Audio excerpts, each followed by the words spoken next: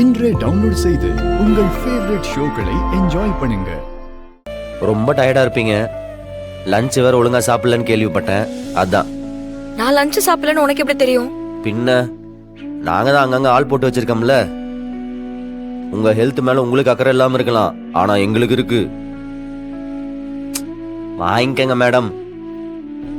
வேலைக்காரனா juice போட்டு கொடுக்கறதுலாம் ஒன்றும் தப்பு இல்லை. குடு. நல்ல ஜில்லுன்னு இருக்குது.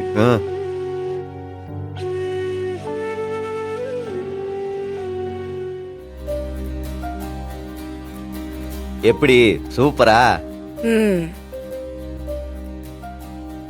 ஆமா, கனிய ஸ்கூல்ல விட்டாச்சா?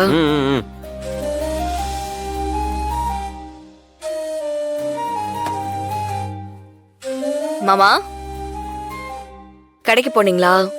கடலை எப்படி மாமா போய்கிட்டு இருக்கு? பரவாயில்லம்மா, கொஞ்சம் கொஞ்சமா பிசினஸ் பிக்கப் ஆயிடும்னு நினைக்கிறேன். முன்னளவுக்கு வியாபாரம் டல் இல்ல.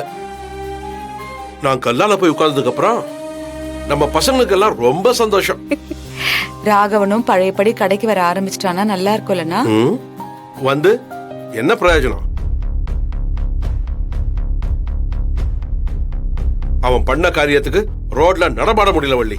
யார பார்த்தாலும் உன் புள்ள ஒரு பொண்ணை கிடைச்சு தாலிய கட்டி வீட்டுல உட்கார வச்சிருக்கானு கேக்குறாங்க. அதிலே சொல்ல முடியல.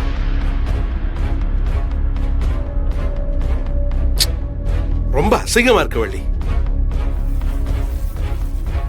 ஐயோ, மறுபடியும் ஃபீலிங்ஸ் முடுக்கே போறாங்களே.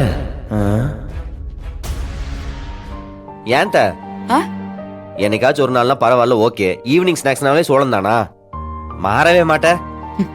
ஏண்டா, உடம்புக்கு நல்லது தானே, அதனாலதான் கொண்டு வந்தேன். இந்தா சாப்பிடு. கொடுங்க. அவங்கிட்ட கொடு. வேணாம் வேணாம் வேணாம். இந்தா. என்ன வள்ளி, சோளத்தை உருத்து அவிச்சு வச்சிருக்க? சாப்பிடுறதுக்கு ஈஸியா இருக்குல்லண்ணா, அதுக்குதான். இந்தா. என்ன, அண்ணனுக்கு வயசாயிடுச்சு, அண்ணனுக்கு பல்லு சொத்தையாய் போச்சுன்னு நினைக்கிறியா? கதிராவே குடு. இந்தா.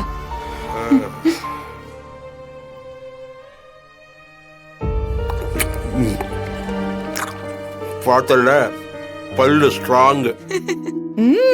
ஸ்ட்ராங் தான். ஏண்டா மாறா, நீயும் சோள கருதாவே சாப்பிடுறியா? நான் இவனுக்கு பல்லு சொத்த போல இருக்கு, அதனாலதான் பயப்படுறான். எங்க அண்ணனை பாத்தியா, எவ்வளவு ஸ்ட்ராங்கா இருக்கு பல்லெல்லாம்.